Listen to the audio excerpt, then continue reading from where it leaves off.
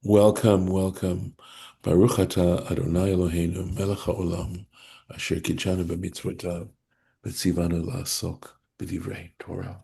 Amen. So thank you, we are getting to the final chapter of Genesis, and we have just read here about the death of our patriarch Jacob, and how Jacob had made Joseph swear that he would not bury him in Egypt, but take him back to the cave of Machpela. And so after Jacob died, Joseph needed to get permission to go and leave the country and take his father back to be buried. Joseph was such an asset to the Egyptians. You can only imagine what an asset he was, that there was no way that they wanted to see him leave. And of course, he had a very high position there. So here we are, we left off yesterday, where he was speaking to the courtiers, to Pharaoh's courtiers, to send a message to Pharaoh, etc. This is what they needed to say to Pharaoh. Avi hishvi'ani, my father made me swear. Lamor, saying, Hine, behold, this is what Jacob was saying to Joseph, in other words, Anochi mate, I'm about to die. Bekivri asher kariti li be'eretz Canaan, in the grave and this word kariti is an interesting word because it actually has a meaning of to dig, but this is a word that Onkelos is not going to translate literally. But let me finish the phrase and then we'll take a quick look at Onkelos, right? Kariti, right? Be'eretz Canaan, in the land of Canaan.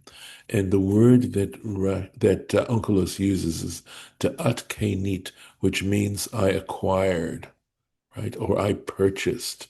And of course, he himself, Jacob, did not purchase the cave of Machpelah, but he certainly acquired it.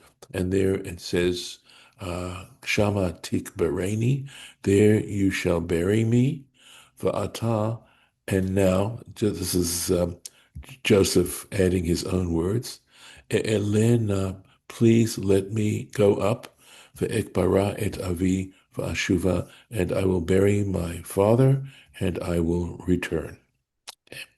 So Rashi has to go into this kariti, right? This interesting word, kariti. So keep shuto. So he says, yeah, we don't need to look at it as a metaphor. We can translate it literally, kamo. So there are other examples of this word kariti in Exodus chapter 21, where it says ki yichre ish. So generally speaking, and there it says, if a man digs, and I believe in that particular chapter, we're looking at the situation of a person digging a pit and someone else falling into it. It's a passage in Mishpatim that deals with damages and responsibility. And there it does mean to dig. So, of course, if it's a grave, one tends to dig graves. And that's why what Rashi is saying, it's a pshat word. It means I dug. But of course, again, I'm not sure, because it was a cave, whether he was actually excavating or something like that, right? So it could mean that sort of thing. However, he goes on to say, Umidrasho, right? Od mityashev al halashon. And he says, and even the midrashic understanding of this kara, right, this verb kara, can midrashev is to settle. Literally, it's sometimes used in terms of settling an area, right? So what he's saying is it's consistent that can be understood with the land with the word itself. Here we go. So in other words, kamo asher kaniti, that is to say, which I acquired. And from Rosh Hashanah, Tractate Rosh Hashanah, page 26, Amar Rabbi Akiva. So Rabbi Akiva, he's known for these kinds of phrases where he is explaining language, and very often he'll say, Keshahalachti lekarchei hayam, when I went to cities that were by the ocean, meaning, of course, that there were ships coming in there and people from other nations coming to that place, so that the language that was spoken in these ports had a lot of borrowing from other languages, etc. I'm assuming that's the point of why he was mentioning that when he'd visit a port, right? That's what he's talking about. Hayu korim lemechira kira. They referred to a sale, right? And look at mechira. They would simply talk it. They would mention it as kira, kira. So it could be, this it says Bereshit Rabbah. So normally the citation follows the quote, but I believe this does not seem a quote here, but Asher Karita, and here he's mentioning Rosh Hashanah Kafvav. So what exactly the quote is in Rosh Hashanah, page 26, I'm not certain. Certainly seems to suggest here that this passage quoting Rabbi Akiva is in Bereshit Rabbah. I guess we could certainly, if we don't find out much later on from Torah Tamima whether he quotes the same passage, I can look quickly down in a moment. Let me finish up the Rashi here.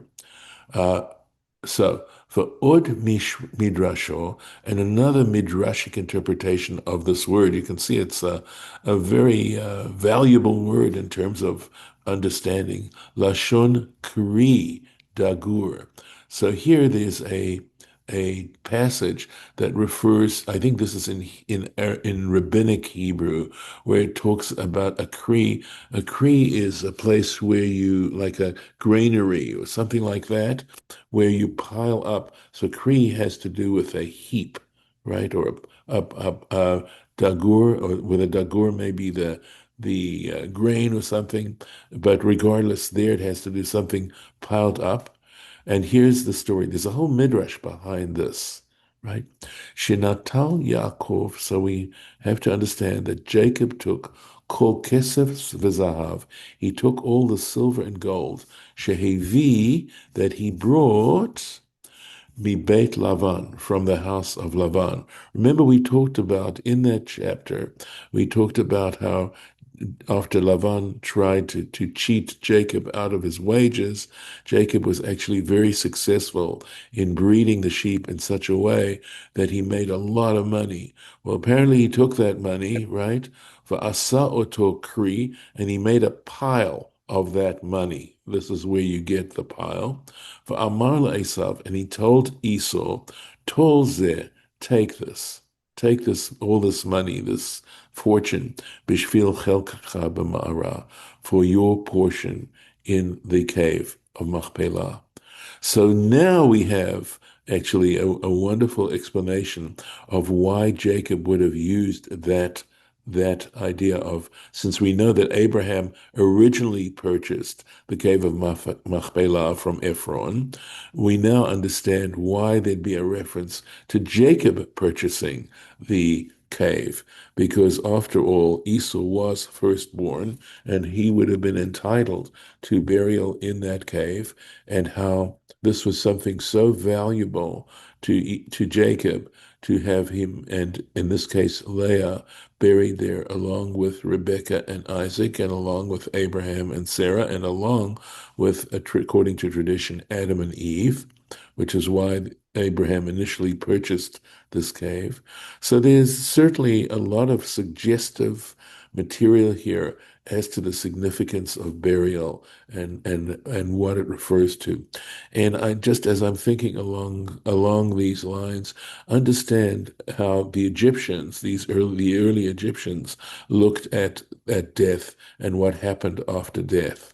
And there's some possible suggestions of cultural interchange there. That's something to think about anyway. But burial and being buried in a proper way and in a proper place is considered very significant in our tradition. So let's come back. Oh, I said I would take a quick look and see. Here we go. Here's the Asher Kariti here.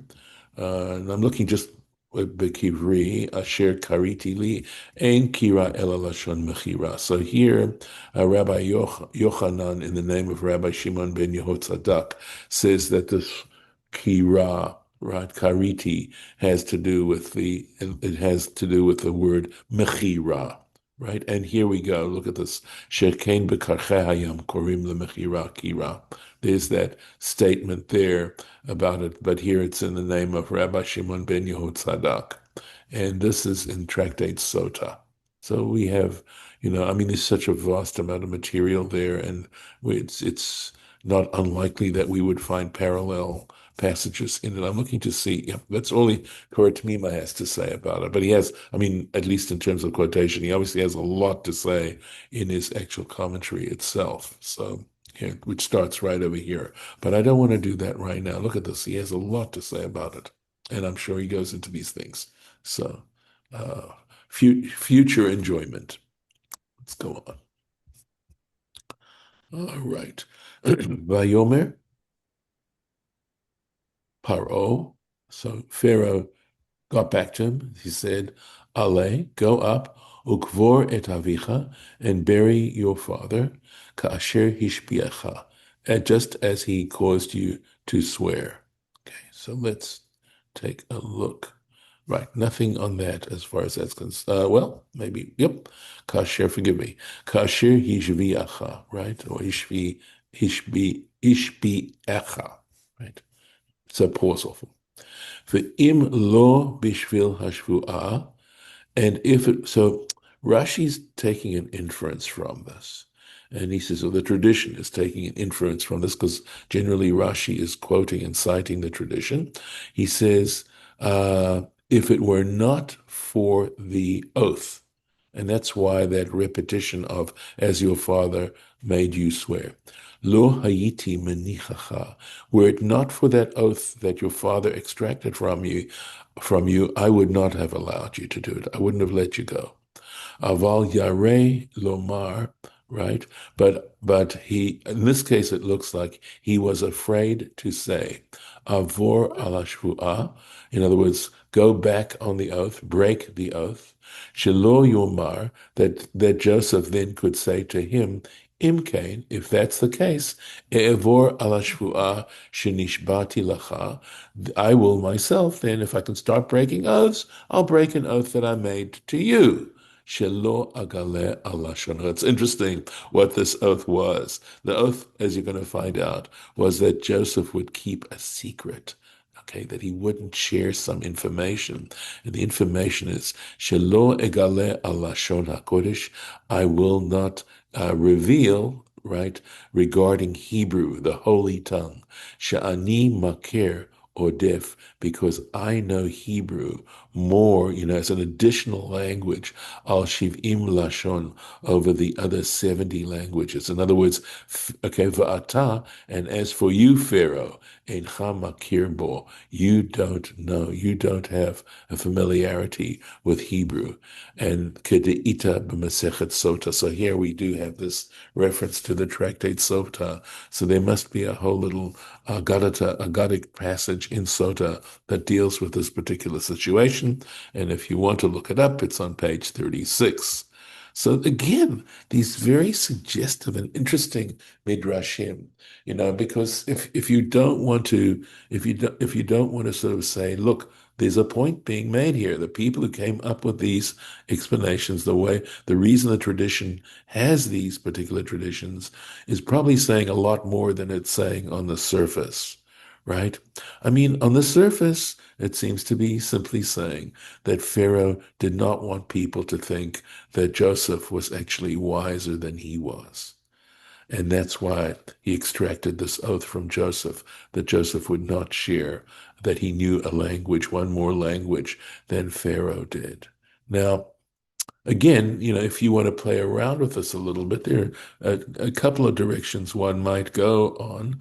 One is simply saying that it might suggest a certain level of competition in terms of reputation between Pharaoh and Joseph. That the tradition here, and it's, this is a speculation on my part in terms of what is this actually trying to tell us, right? That Pharaoh was in a little bit of fear of Joseph, that in fact Joseph would have a greater reputation than his own, and he was the person, of course, Can you imagine Pharaoh of Egypt? And here is this Hebrew who started off as a slave and actually knows more than he does.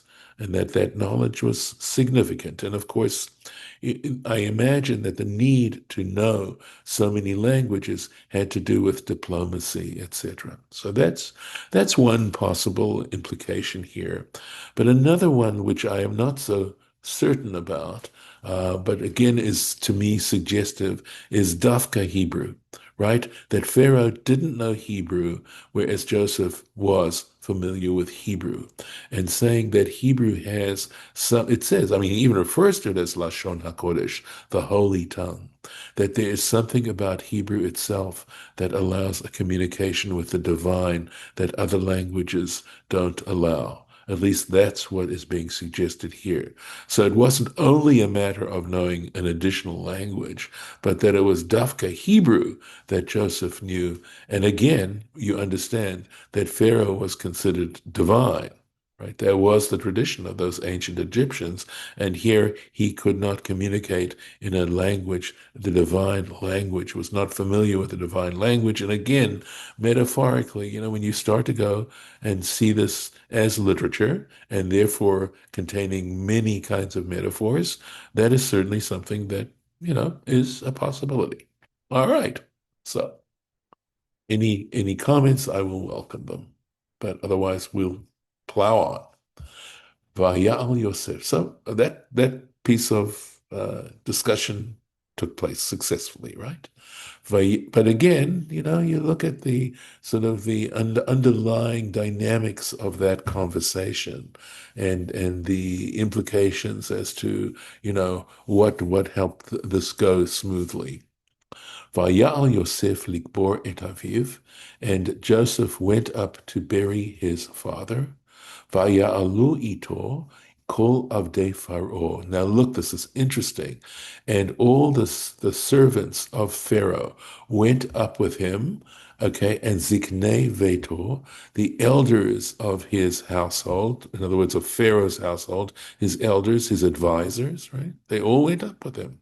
V'chol ziknei Eretz Mitzrayim, and all the elders of the land of Egypt. This is a very suggestive statement, right? And it certainly, I think, in some ways supports that level of possible contention and jealousy between Pharaoh and Joseph. That here all these dignitaries went up with Joseph. Now, we're going to go on, we're going to see going on.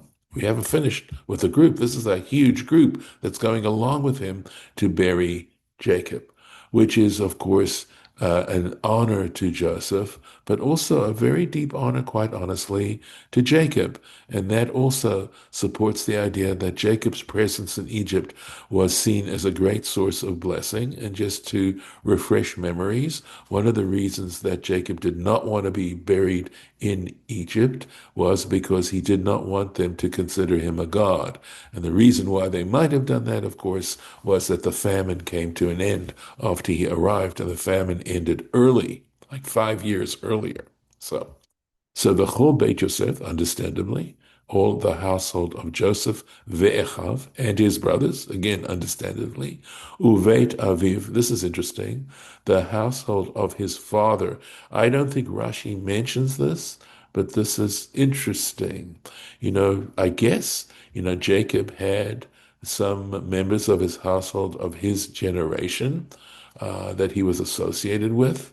So, and it could be where it says bait here, we're talking about slaves, etc., that his father had, perhaps, and quite possibly, okay.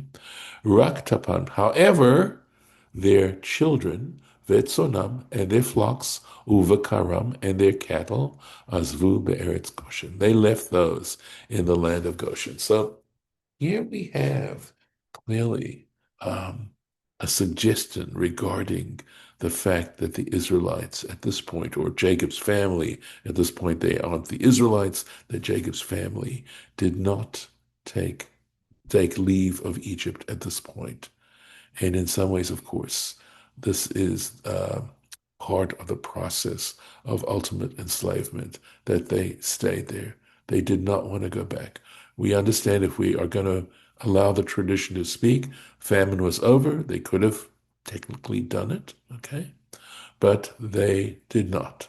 Now, here we are going to be given in the next sentence the reason, possibly, why they did that. All right. So, which is this? Here we go. So we just mentioned all these people, Vayal imo gam rechev, and we're going up with him, gam reched, also the chariots, the gam parashim, and the horsemen. So I suspect that these particular individuals were there for two purposes.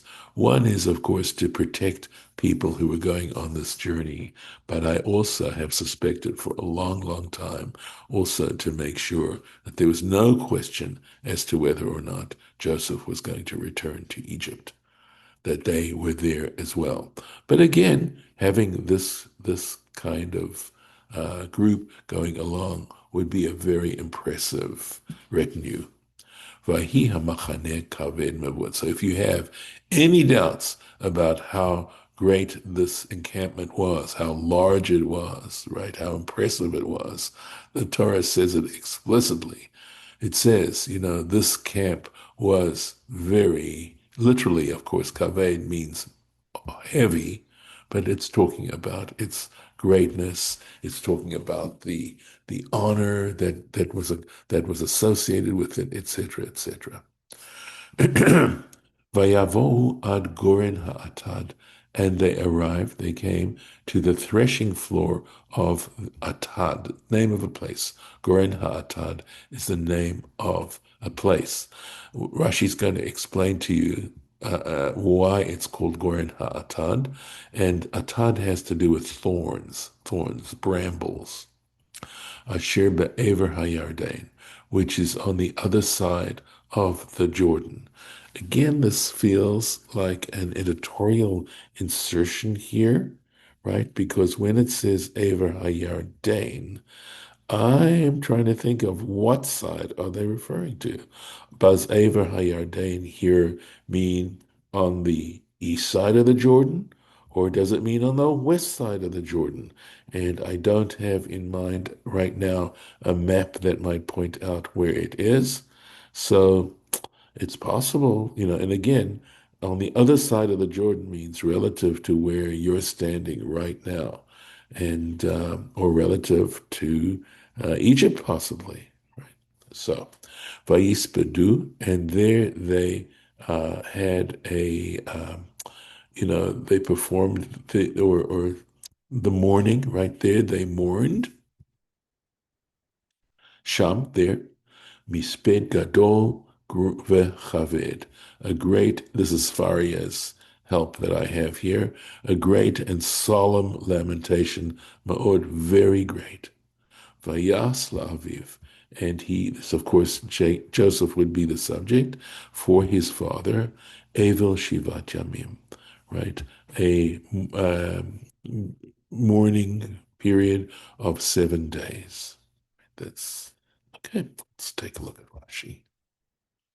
Goren ha'atat, the threshing floor of the thorns. Mukaf atadin haya. The reason is that this threshing floor was surrounded by thorns, right? It was a protection to the threshing floor, and probably to prevent animals from coming in and consuming the grain, perhaps even people, like barbed wire, right? Rabotenu Darsha, and our rabbis interpreted, and again, this passage in Sota, right? Okay. It has to do, there's a story behind this. Al Shem Me'ora, right? There was a incident that took place, and it was called Goren Atad because of this incident. Sheba'u kol malchei Canaan, because all the kings of Canaan arrived, unisi Yishmael, and the princes who were descendants of Yishmael, lemilchama, to wage war, right? I mean, here this army we just were told, right? This huge camp was showing up in their territory, and they all came to. They felt it was a threat. these things happen even these days, right? That when an army from another country shows up in your country, it's a threat. So they came to wage war. וכיוון שראו כתרו של יוסף תלוי בארונו של יעקב, and once they saw that the crown of Joseph was hanging, suspending on the coffin of Jacob, right? Amdu Kulan.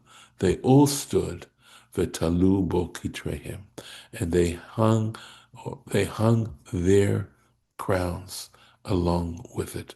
Now, you might be wondering why, and I think the answer to that is because remember, there was famine in Canaan as well, right, in that part of the world too, and they were able to go to Egypt and purchase grain and not face starvation. And they probably knew that the reason they were able to do this is because Joseph was the one who had the foresight to gather all that grain during the 7 good years and provide for them.